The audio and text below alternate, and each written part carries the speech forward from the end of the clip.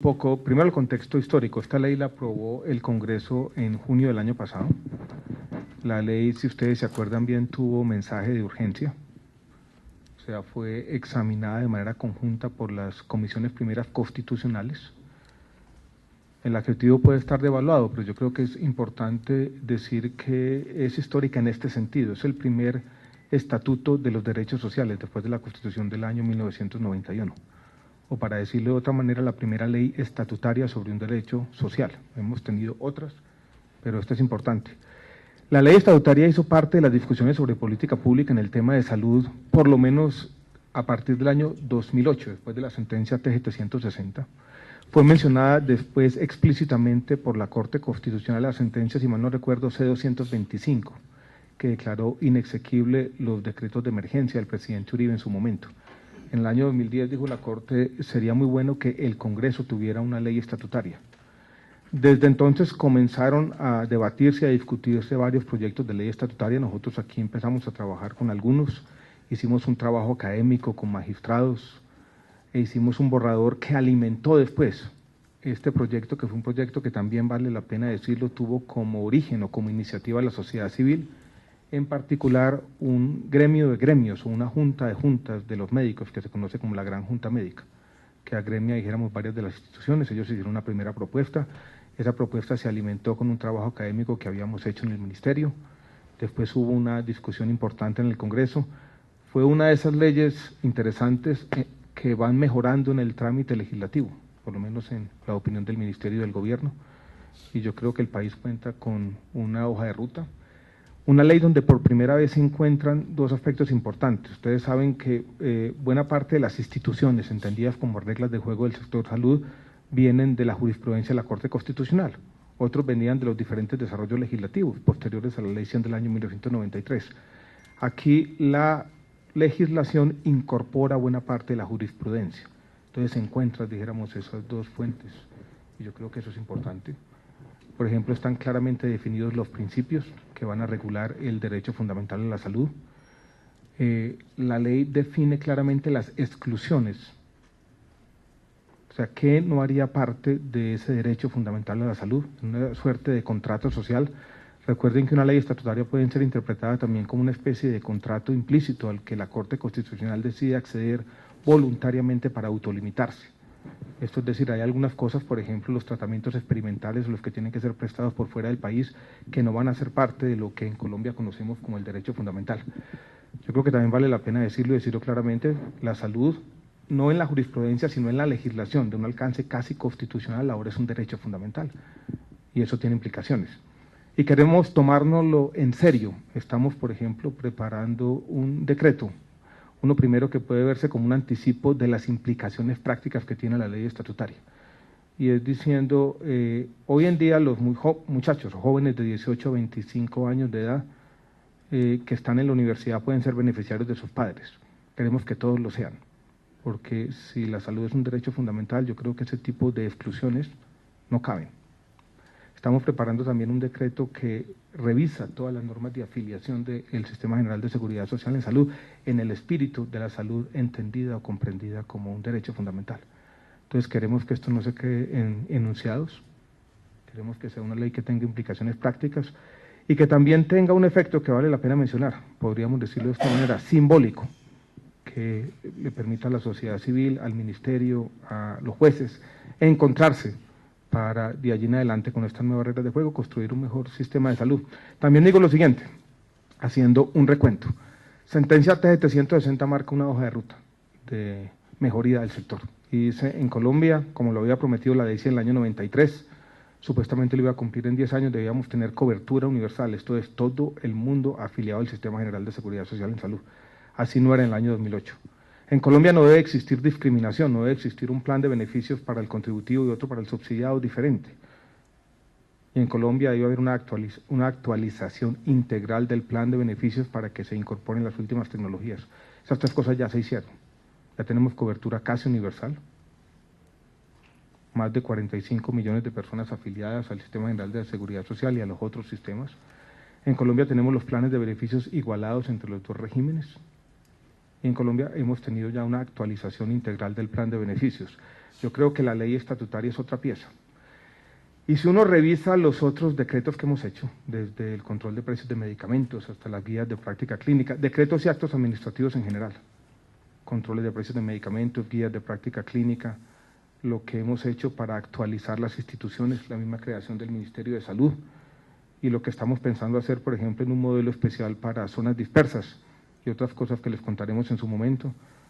Yo podría decir, y este podría ser el titular, que el 80 o el 90% de la reforma a la salud ya está completa, con la ley estatutaria, con la ley 1438, que entre otras cosas instituyó el giro directo, con la ley 1608, que entre otras cosas nos permitió la compra de cartera.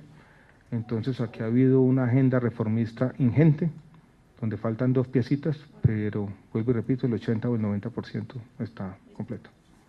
Listo. Suficiente contexto y carreta. Sí, yo tengo una pregunta. Giovanna de CMI. Bueno, ya me conoces, no importa. Ministro, digamos que con esta semana nosotros hicimos un informe sobre abusos que se estaban cometiendo a través de las tutelas. Digamos que con esta ley estatutaria, por ejemplo, solicitar cosas que no son precisamente como servicios de salud, como cambios de pisos, digamos viajes o quizás muñecas inflables como se dio el caso, no se va a permitir, así presenten tutela y estén argumentando que es vital. La ley define, dijéramos, algunas exclusiones, y las exclusiones tienen en cuenta lo que no tiene ninguna evidencia sobre su eficacia o efectividad, las cosas que no tienen nada que ver con la salud de la gente, y eso se excluye de manera directa, dijéramos, de lo que se va ahora a definir como el derecho fundamental a la salud. Hay que hacer un trabajo previo con los jueces, pero yo creo que si nos tomamos la ley estatutaria en serio, como la tenemos que tomar, eso implicaría que ese tipo de abusos deben eliminarse de manera definitiva, ojalá para siempre, del sistema de salud. Ministro, ¿qué falta entonces, luego de este proceso de que se firme la ley? Dijéramos, la Corte Constitucional le tiene que anunciar al presidente de la República. Recuerden que esta es una ley estatutaria, significa que tiene control previo de la Corte Constitucional. Tenemos que examinar bien lo que la Corte va a decir. Tenemos información que sigue siendo información todavía no oficial, de que hay 2 artículos que se declaran inexequibles, el artículo 8º y el artículo 14, creo yo.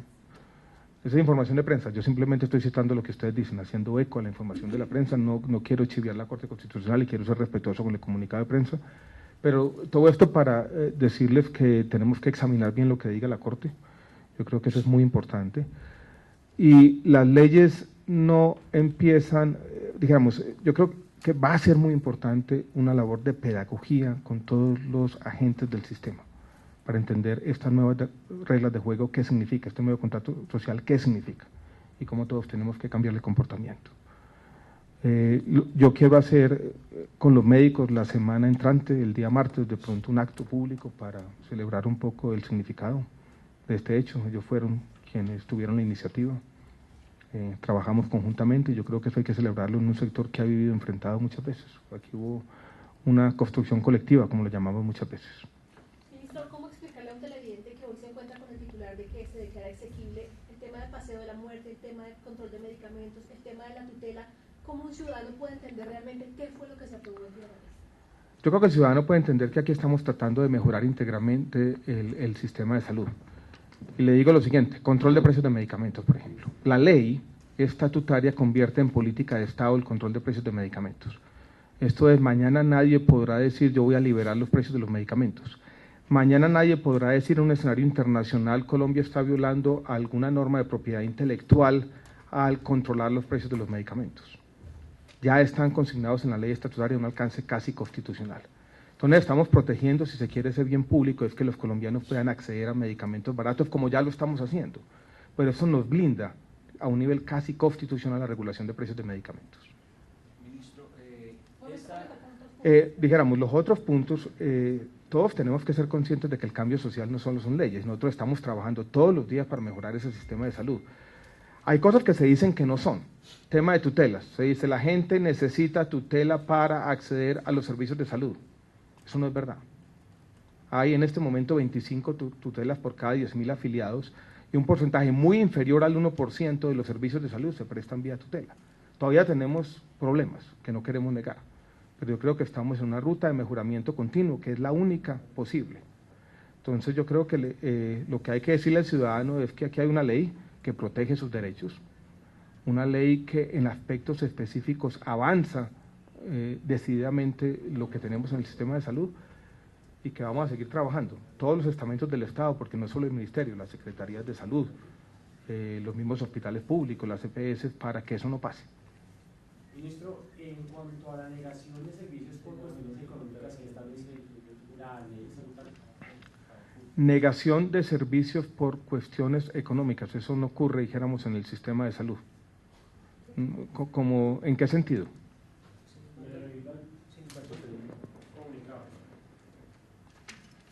Con la exequibilidad, incluso una sanción, esta ley los colombianos podrán hacer prohíben negar servicios a los pacientes por razones económicas. Bueno. Hubo un debate grande, no sé si ustedes recuerdan, con el tema de sostenibilidad fiscal. Incluso algunos dijeron equivocadamente en su momento y tratamos de hacer pedagogía que de pronto no fue exitosa porque usualmente tienen más éxito en la pedagogía quienes están infundiendo miedo, quienes están tratando de mostrar la verdad de los hechos. Y es que esta ley lo único que buscaba era subordinar el derecho fundamental a la salud a la sostenibilidad fiscal. Miren que la Corte declara exequible ese principio de sostenibilidad, porque ese principio de sostenibilidad siempre se dijo es acorde a lo que dice la Constitución. Nuestra Constitución política es muy clara al respecto cuando dice que los derechos fundamentales no pueden estar subordinados a la sostenibilidad fiscal. Entonces yo creo que este es un debate que se salda de una vez por todas.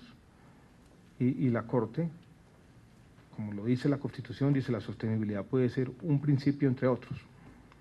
Si ustedes miran la ley, y la ley enuncia una serie de principios que ha reiterado entre otros la jurisprudencia de la Corte y allí está el de sostenibilidad. Se dijo muchas veces también que esta ley iba en contra de la tutela, yo creo que ese debate también queda de una vez resuelto, ¿no? Ministro, ¿qué pasó con Salud Mía? Al fin, el fondo le da vía libre esta ley para que se cree, es decir, que los recursos van a estar centralizados allí o... No. Nosotros siempre tratamos de hacer en la pedagogía la siguiente distinción. Esta ley está más enfocada en el derecho, la llamamos el qué. Sobre los aspectos esenciales del modelo, lo que llamamos el cómo, estaba la otra ley, la ley ordinaria. Yo dije ahora que estábamos con el 80 o el 90% de la agenda completa, con lo que ha hecho esta ley, con lo que ha hecho en las leyes anteriores, la 1438, la 1608, la 1450 y otras, más una serie de decretos reglamentarios. Hay dos cosas que nos faltan. La creación de Salud Mía, o uno podría verlo de esta manera, tener en el fondo público de la salud una personería jurídica y un manejo distinto, y tener una respuesta clara para una pregunta que va a ser insistente en los próximos meses, y es qué vamos a hacer con las deudas de las EPS que se liquidaron, deudas que afectan sobre todo los hospitales públicos. Esas son las dos últimas piezas de este rompecabezas de reforma que todavía nos faltan, hacían parte de la ley ordinaria, y esas dos piezas no pueden hacerse por decreto. La pregunta rápida es, esta ley nada dice sobre Salud Mía, esa agenda de reformas queda pendiente al trámite de la ley ordinaria. Precisamente sobre eso, ministro, usted lo decía, la estatutaria es el qué, en este momento está la ordinaria que es el cómo, el tema de salud. En caso dado de que la ley ordinaria no llegue a pasar en el Congreso, ¿podríamos decir que esta ley estatutaria quedaría, por así decirlo, coja?